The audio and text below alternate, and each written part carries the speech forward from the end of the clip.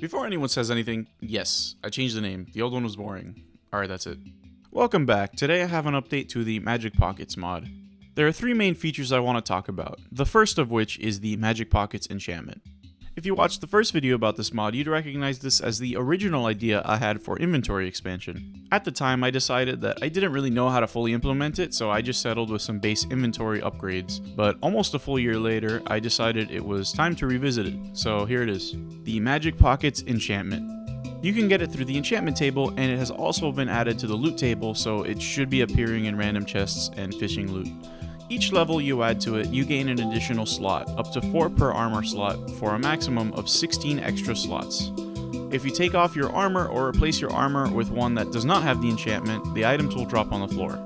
These slots are tied to the armor slots, so they will only appear alongside your armor slots in the main inventory and are not part of the items compartment, so they do not autofill when your regular inventory is full. If you want to put anything in these slots, you have to do so manually. Regular things like shift-clicking and consolidating stacks by double-clicking still work normally.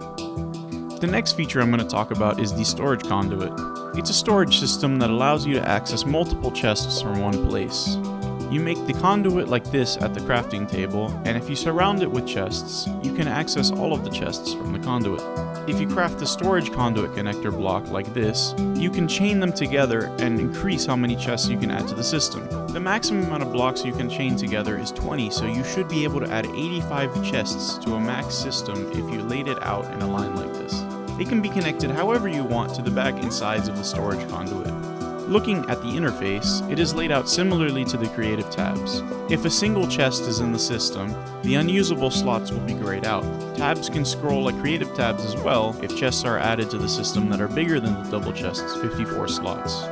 On that note, I made it read block inventories in general, so it should theoretically pick up anything. It works with dispensers, hoppers, and I tested it with modded chests too, so it should work with anything.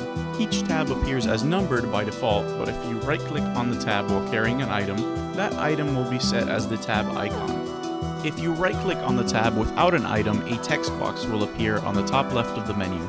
Type whatever you want and press enter to change the name.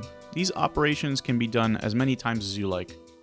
The last feature is the itemstack config. In the initial release, I hard-coded the max item stack size to 128, but now you can access the mod config and select from a variety of different item stack settings. Note that if you change this config mid-playthrough to a smaller stack, it doesn't immediately break up the stacks, but if you try to pick them up, it will force you to place the smaller stacks. The different options are default 64, the intended mod default of 128, 256, 512, 999, and, at the hilarious suggestion of one of my friends, item stack size of 1. This looks genuinely horrible to play with. I challenge someone to beat the game with this. I don't really want to add bigger stacks than that, and I don't know if I trust users with an empty text box, so you get these. Just remember that you have to press this button to actually change it.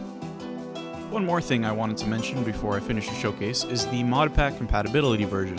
If you visited the mod page and saw this in all caps, it is basically a version of the mod that I branched from the original that removes the extra row of base inventory slots and keeps the rest pretty much identical. The other features are more or less compatible with everything, but just by the nature of the player inventory being manually hard-coded into literally every menu, yes, all of them, anything that is implemented into other mods in a mod pack will be implementing the menus with the original inventory. This means tiny and wrong. By my testing, it doesn't crash the game, but it will not place the extra slots, so you just have a chunk of your inventory missing in every menu. Modders really have no other choice than to just hardcode everything in the same way as Mojang, so if I wanted to fix those inconsistencies, I'd essentially have to manually mix into every single mod that has a unique menu in it. I did this for Curios because I do intend to use it in the future to implement accessories at some point, but to try this for every single mod is just downright unreasonable, so it's easier to just remove the single feature and give the other features a chance to potentially thrive inside of mod packs. That being said, if you're making a mod in the future and want to make it compatible with the inventory expansions of this mod, I've linked a doc in the description and the mod page that gives a general guide on how to write the inventory compatibility for this mod. So that's about it. If there are any additional compatibility issues with the modpack version I'm not aware of, or you just find a bug in general, don't be afraid to put it in the comments down below. The mod download and compatibility guide are both in the description and can also both be found on the mod page.